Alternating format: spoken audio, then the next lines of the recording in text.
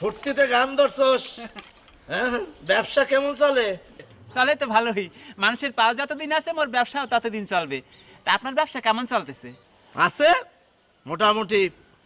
তগো জ্বালাই কি আর ব্যবসা করতে পারমু? এটা কি ধরনের কথা বললেন? মুই হইলাম মুচিওয়ালা, আর আপনি কত বড় জুতার ব্যবসায়ী।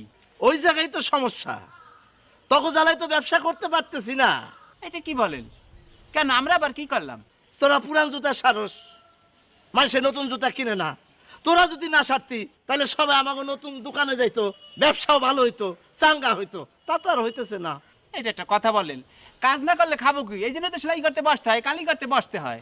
মাঝে মধ্যে বাড়িতে থাকতে পারস না, তোর অসুখ বিসুখ হয় না, হয়। আসবি না। শোনেন, মোদের একটা সংগঠন আছে, মুসি সংগঠন, সেখান থেকেই তো মোদের রিক্রুট করে। আমরা এর বাইরে কোনো কাজ করতে পারি না।